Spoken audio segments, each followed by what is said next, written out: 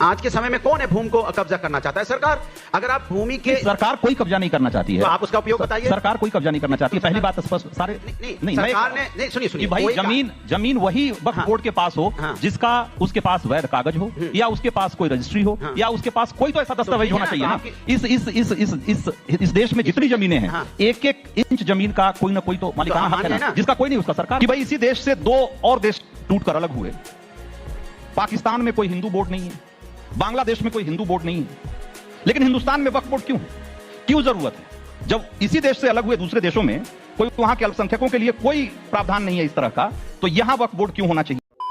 तो आज के इस वीडियो में एंकर ने अनुराग भदौरिया को धो दिया है, क्योंकि अनुराग भदौरिया डिबेट में आकर वक्फ बोर्ड के समर्थन में कुछ भी बोले जा रहे थे और इसका कहना था कि वक्फ बोर्ड में कोई भी जमीन को जबरदस्ती नहीं कब्जाया जाता है। तो इसी बात पर जब एंकर प्रूफ देने लगे तो अनुराग भदौरिया चिल्लाने लगा, पर क्योंकि सबूत सारा सामने था तो अपनी अच्छी खासी बेइज्जती कराया है अनुराग भदौरिया एंकर से, और एंकर भी इसका एक कर्म नहीं छोड़े हैं। वीडियो आपको जरूर अच्छा लगेगा, इसलिए अंत तक जरूर देखिएगा, क्योंकि अच्छा खासा धुलाई हुआ है अनुराग। तो चलिए सीधे शुरू करते हैं देखना।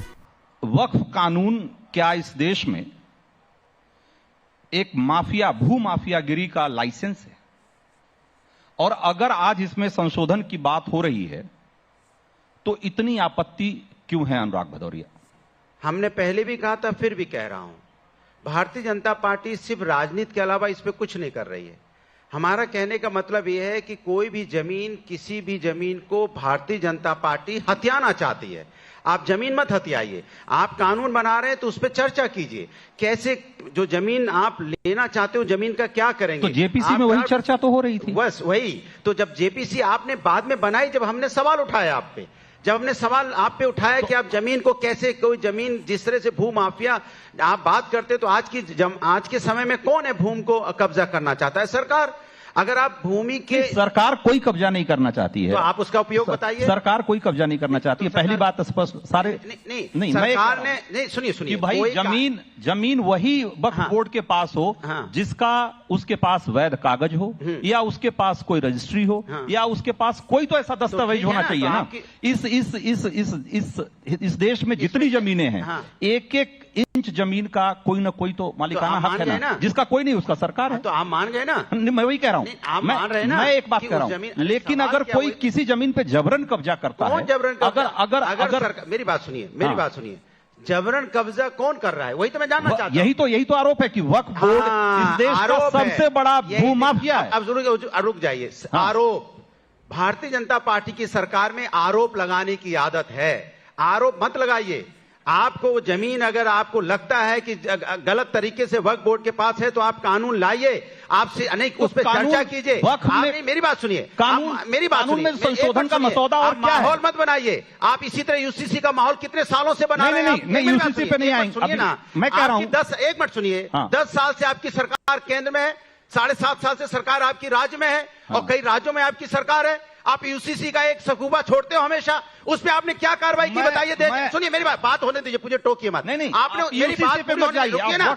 आप बीजेपी के प्रवक्ता नहीं, तो मेरी बात सुनिए ना। आप मुझे क्यों रोक रहे हैं भाई?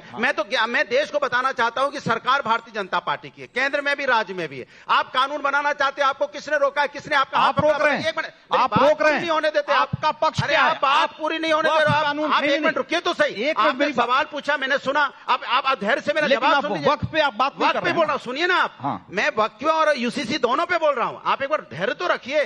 सवाल यह है, सरकार भारतीय जनता पार्टी की, केंद्र में भी राज्य में भी है, वक्फ हो या यूसीसी हो, आपने क्या काम किया आज तक 10 साल में? 7.5 साल यहां से जनता को बताइए। जब भी चुनाव आता है आप यूसीसी लेके आ जाते हैं, जब भी चुनाव होता है वक्फ बोर्ड लेके आ जाते हैं, आप कार्रवाई कोई करते नहीं है। फिर आप नहीं, पूरी बहुमत की सरकार है, पूरी बहुमत की सरकार है इनकी, पूरी बहुमत की सरकार इस तरह की बातें करेगी, चर्चा करवाती है सिर्फ। अगर चर्चा कराए, जेपीसी बनी है, जेपीसी में चर्चा कीजिए, आप पटल पे लाइए, आप पार्लियामेंट में पटल पे लाइए, चर्चा कीजिए, और चर्चा करके बाद जो आप करना चाहते कार्रवाई कीजिए। आप हमारे हिंदुस्तानियों के बीच में नफरत मत बोलिए, आप हमको लड़ाने की कोशिश मत कीजिए। आपको जो करना है करिए। अगर आपके साथ जनता ना खड़ी हो तो आप दिखाई दीजिए। आप राजनीति करते हैं, आप सिर्फ राजनीति कर रहे हैं देश के साथ में। कमाल की बात कर रहे हैं। आप चुनाव लड़ रहे थे, नहीं 1 मिनट रुकिए, जब चुनाव लड़ रहे थे तो आप चिल्ला के रहे थे। जब 1 मिनट रुकिए, आप 1 मिनट रुकिए, जब चुनाव लड़ रहे थे तब यूसीसी की बात कर रहे थे आप। कितने साल पहले? 2014 में और 10 साल हो गया, आप कोई कार्रवाई नहीं की आपने। अच्छा, आप जब कार्रवाई चुनाव बता लड़े देते थे, हैं। अच्छा, 7 साल आप पहले कार्रवाई बता आप देते हैं। एक कर रहे थे, आप कार्रवाई आपने बता कोई देते हैं। कार्रवाई नहीं की। नहीं, आप कार्रवाई बता देते हैं में भाई। राजनीति अरे बंद कीजिए, सवाल धर्म खड़े मेरा कर दिए आस्था का आपने। विषय, राजनीतिक विषय नहीं अरे है। कार्रवाई आप करिए। राजनीति करनी है तो अनुराग आइए, भदौरिया। आप शिक्षा पे आप एक राजनीति डिबेट में आए हैं। स्वास्थ्य पे राजनीति कीजिए, बेरोजगारी पे राजनीति डिबेट कीजिए, में आप आए हैं। महंगाई पे राजनीति कीजिए, आप कीजिए इन पे अनुराग राजनीति। भदौरिया, भाषण क्यों नहीं करा देते? प्लीज आप अगर ऐसे अगर एक तरफा नहीं, बोलेंगे, बिल्कुल, ये बोलना एक पड़ेगा, तरफा बोलेंगे क्योंकि तो- आप सवाल ऐसा नहीं, आप पूछ रहे हैं। आप सवाल पे बात नहीं कर रहे हैं बोलिए, ना। क्या सवाल है? मैंने आपसे पूछा कि भाई अगर बात पूछ रहे हैं, क्या संशोधन- सवाल है? नहीं, जेपीसी बनी अभी तक सवाल समझ में नहीं आया। हाँ। अब पूछ रहे हैं क्या सवाल है? हाँ, मैंने जवाब मैं दे कह रहा हूँ दिया। जेपीसी बनी, हाँ। जेपीसी में चर्चा हुई हाँ। और अब वहां पर सारे प्रस्ताव पास हुए हाँ। और वो भी बहुमत से पास हुए। हाँ। यानी कि जो भी प्रक्रिया है सब संवैधानिक प्रक्रिया है। फिर- अब उसके बाद अब बिल फिर- अगर आ रहा है तो आप कह रहे हो कि आप क्यों अब बिल सब लेके आए? संवैधानिक प्रक्रिया तो किसने रोक लिया? अरे तो क्या? अरे भाई, यही तो- पार्लियामेंट इनकी, विधानसभा आप- इनका रोक आप हमने लिया। समर्थन भी नहीं करेंगे वही बात और हो कह रहे हैं गई। कि रोक कैसी भी नहीं बातें रहे। कर रहे हो आप भी। ठीक है। माने कमाल है, मतलब ये आप बता- समर्थन अच्छा, कर रहे हो ना? मेरी आप- बात आप सुनिए। वक्त में संशोधन मेरी का बात समर्थन मेरी बात कर रहे हो सुनिए। आप। मेरी अब मैं जवाब दे दूं। हाँ, बताइए। सवाल है, भारतीय जनता पार्टी को जो बिल पास करना होता है, किसान बिल पास करना हुआ, हम लोगों से चर्चा नहीं की। आखिर क्या हुआ? 1 साल तक किसान धरने पे बैठा रहा। हमने कहा था बढ़िया बिल पास कीजिए, आइए हम मिलके बिल पास वक्फ करते हैं। बिल और पर एक आप रुकिए, समर्थन में हैं कि एक विरोध आ में? गया। एक लाइन में दूसरा बताइए। सवाल, आप यूसीसी का वक्फ बोर्ड पे लाए, हमने कहा हाँ। आइए चर्चा कीजिए और बढ़िया से बढ़िया बिल बनाते। आप हमसे चर्चा नहीं करते, लेकिन जहां आपको नफरत की बात करनी होती है, आप सपोर्ट कर ठीक रहे है, हो। आप ठीक है। सपोर्ट कर रहे हो, ठीक आप है। कर रहे हो, तो आप क्या झुंझुना बजा रहे हो सरकार ठीक है, में? ठीक सब है, कुछ ठीक जब हम ही को करना है तो ठीक है। कमाल कर रहे हैं आप।